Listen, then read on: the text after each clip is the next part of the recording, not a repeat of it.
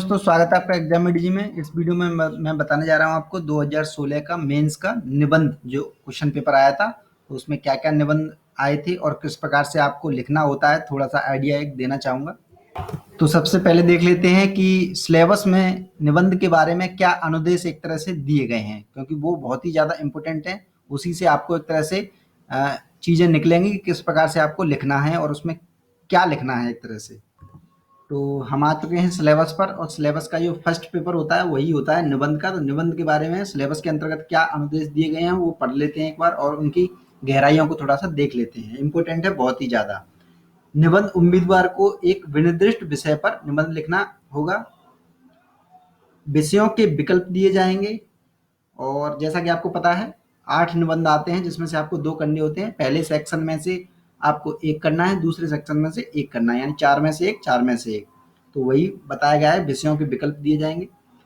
उनसे आशा की जाती है, बहुत ही इम्पोर्टेंट तथ्य है ये, उनसे आशा की जाती है कि अपने विचारों को, यहाँ पर शब्द आया है अपने विचारों को, निबंध के विषय के निकट रखते हुए क्रमबद्ध करें तथा संक्षेप में लिखें। तो जो कीवर्ड हैं उनको मैं आपको रिवाइज कर दे रहा हूँ। देखिए यहाँ पर कीवर्ड आया है अपने विचार, और क्रमबद्ध क्रमबद्ध ढंग से और संक्षेप में। तो इन चीज़ों को आपको ध्यान में रखना है। अपने विचार होने चाहिए, क्रमबद्ध होने चाहिए, और संक्षेप में लिखना चाहिए किसी चीज़ के बारे में। संक्षेप का मतलब होता है छोटा करके। और बहुत ही इम्पोर्टेंट जो चीज़ दी गई है वो है आपकी प्रभावशाली एवं सटीक अभिव्यक्तियों के लिए श्रेय दिया जाएगा। यदि आपने उन्हें प्रभावित कर दिया, जो चेक करने वाले हैं उनको किसी प्रकार से एक ऐसा आइडिया दे दिया आपने उसके अंतर्गत जो उन्हें एक तरह से प्रभावशाली लगे, नया लगे और सटीक उन्हें लगे, यानी लेखन शैली आपकी एकदम सटीक होगी, तो उसके लिए एक्स्ट्रा श्रेय दिया जाएगा, यानी आपके नंबर एक तरह से अच्छे आएंगे। तो ये भले ही छोटा सा एक तरह से पैराग्राफ दिया गया है निबंध के बारे में कि आपको क्या लिखना है, लेकिन इससे सारा का सारा निबंध आपको पता पड़ जाता है कि किस प्रकार से लिखना है। तो फिर से एक बार रिवाइज करा देता हूँ। अपने विचार क्रमबद्ध ढंग से संक्षेप में लिखना है। प्रभावशाली लेखन शैली होनी चाहिए, यानी प्रभावित करने वाली, और सटीक अभिव्यक्ति होनी चाहिए, यानी कि सटीकता होनी चाहिए अभिव्यक्ति के अंतर्गत, यानी आप जो लिखने जा रहे हैं उसके अंतर्गत सटीकता होनी चाहिए। अब चलते हैं क्वेश्चन पेपर की तरफ। तो जैसा कि पता है पहला जो क्वेश्चन होता है, क्वेश्चन पेपर होता है आपका निबंध का, होता है 250 नंबर का होता है। 3 घंटे का ये पेपर होता है। इंस्ट्रक्शन देख लेते हैं। जैसे 2 खंड दिए जाएंगे जिसमें से एक विषय को आपको चुनना होता है, 2 निबंध लिखना है, जैसा कि मैंने पहले ही बता दिया था। और ये लगभग होने चाहिए आपके 1000 से 1200 शब्दों के अंतर्गत होना चाहिए एक निबंध। 1000 से 1200 शब्द, ये ध्यान में रखना है, बहुत ही इंपॉर्टेंट है ये। अगर आप 1000 से 1200 के अंतर्गत ही लिखते हैं सटीक भाषा में तो आपको नंबर और अच्छे मिलते हैं। और आपने ज़्यादा बड़ा कर दिया या ज़्यादा छोटा कर दिया तो नंबर उससे कट जाते हैं। तो उन्होंने पहले ही 200 नंबर का वेरिएशन जो है दे दिया उन्होंने अपने आप ही। तो 2016 में जो क्वेश्चन पेपर आया है उसके देख लेते हैं कौन कौन से निबंध थे। और ये निबंध जो रहते हैं हमेशा करंट बेस्ड रहते हैं, पूरे के पूरे सारे के सारे। तो देख लेते हैं। पहला जो निबंध है सेक्शन ए का, स्त्री पुरुष के समान सरोकारों को शामिल किए बिना विकास संकटग्रस्त है। तो ये आप समझ ही गए होंगे। इसमें एक तरह से स्त्रियों की दशा के बारे में एक तरह से आपको बताना है, और विकास में किस प्रकार से सहायक सहायक हो सकती हैं, उस चीज़ के बारे में बात करनी है। तो उसमें क्या करना है, आपको एक नया आइडिया लिखना है। अभी मैं पहले क्वेश्चन पढ़ दूँ, उसके बाद बताऊँगा किस प्रकार से थोड़ा सा लिखना होता है। दूसरा है आपका आवश्यकता लोभ की जननी है तथा लोभ का आधिक्य नस्लें बर्बाद करता है। तो इस पे लिखना है। तीसरा है आपका संघीय भारत में राज्यों के बीच जल विवाद। तो ये करंट बेस्ड हो गया पूरा राजनीतिक रूप से। चौथा है आपका नव प्रवर्तन आर्थिक समृद्धि और सामाजिक कल्याण का अपरिहार्य निर्धारक है। तो ये 4 दिए गए हैं। 4 में से आपको कोई भी एक करना होता है, जो भी आपको सूटेबल लगे, जिसके बारे में आपको ऐसा लग रहा हो कि मैं इसमें अच्छा लिख सकता हूँ। आप थोड़ा सा सटीक लिखने की एक तरह से आप स्थिति में उस समय हैं जब आप परीक्षा में बैठेंगे, तो वो यहाँ से आप एक चुन लीजिए। इसी प्रकार सेक्शन बी है। सेक्शन बी में से 4 दिए गए, 4 में से एक करना है आपको। जैसे पहला है आपका सहकारी संघवाद मिथक अथवा यथार्थ। तो सहकारी संघवाद जो बार बार जब से मोदी जी बने थे तो सहकारी संघवाद की बहुत ज़्यादा एक तरह से चर्चा हुई थी, तो इस वजह से ये आ गया इसमें। और ये हमेशा इसके लिए तैयारी के लिए मैं बताऊंगा आपको कि कहाँ से एक तरह से करनी होती है इसकी तैयारी। दूसरा है आपका साइबर स्पेस और इंटरनेट। जैसा कि आपको पता है कि डिजिटल इंडिया के तहत चीज़ें हो रही हैं, तो साइबर स्पेस और इंटरनेट से जुड़ी हुई तो आना ही आना था। तो ये आपको कंप्लीट कर लेना चाहिए इस प्रकार से, इस प्रकार के जो समसामयिक जो निबंध हैं।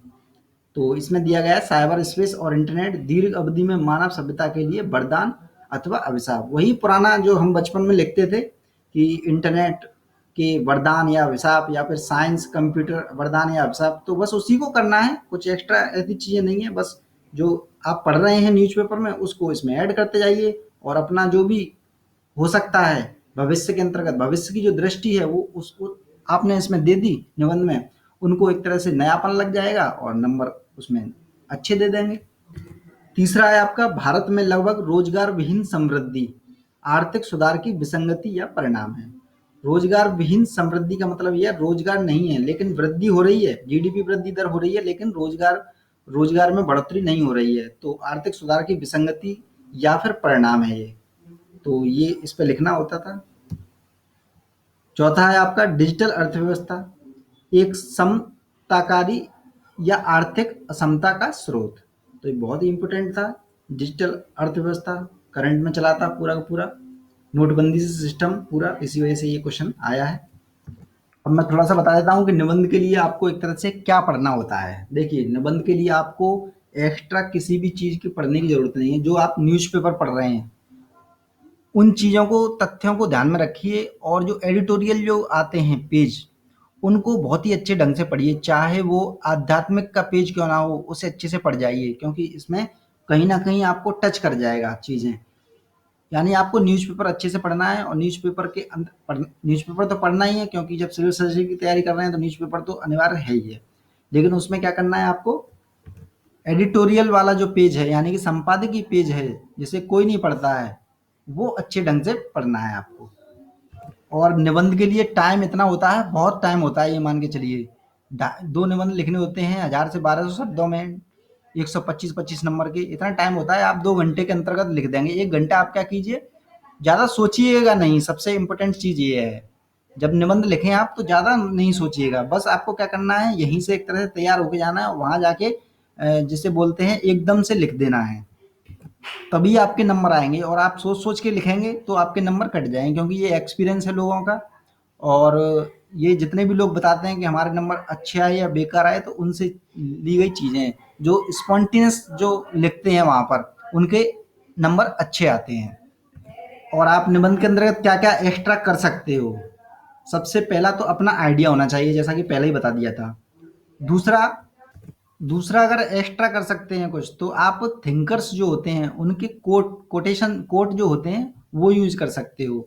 चाहे तो आप अपना भी कोट कोई बनाइए अच्छा सा, अगर आप थोड़ा से फिलोसफर हैं तो आप बना देते होंगे, और नहीं है तो कोई दिक्कत नहीं है। किसी का भी आपको याद आ जाए, मान लीजिए गांधी जी का भी कोई कोट याद आ जाए तो उसे डाल दीजिए उसमें।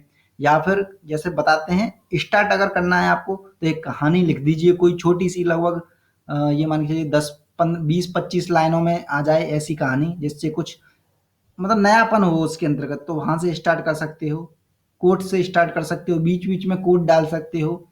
स्त्रियों पर आ जाए तो जिन लोगों ने स्त्री के बारे में एक तरह से विचारधारा थी, उस उनके कोट डाल सकते हो। नाम नहीं देना है, बस कोट डाल देना है आपको, तो उससे नंबर बढ़ जाएंगे। लेकिन मैं अलग से एक बात कहना चाहूंगा, ये कोट या कहानियां जितनी भी डाल लीजिए, लेकिन अपना जब तक नहीं लिखेंगे, जब तक आपकी अपने एक तरह से आइडियाज़ नहीं होंगे उसके अंतर्गत, तब तक नंबर नहीं आएँगे। तो आपको क्या करना है, चाहे कैसी भी राइटिंग हो, कुछ भी हो, चाहे आप पैराग्राफ में लिखिए या बड़ा करके लिखिए, जब तक एक आइडिया देना है आपको उसमें। जैसे ही आप आइडिया देंगे उसमें, आपके नंबर ऑटोमेटिक आ जाएँगे। और आइडिया कब आएँगे, जब स्पॉन्टेनियस स्पॉन्टेनियस आप लिखेंगे, यानी एकदम से लिखेंगे वहाँ।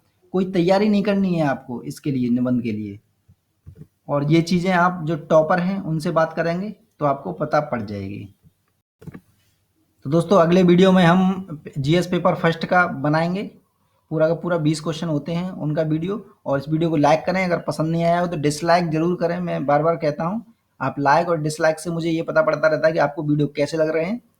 और देखते रहें एग्जाम मिड जी। धन्यवाद।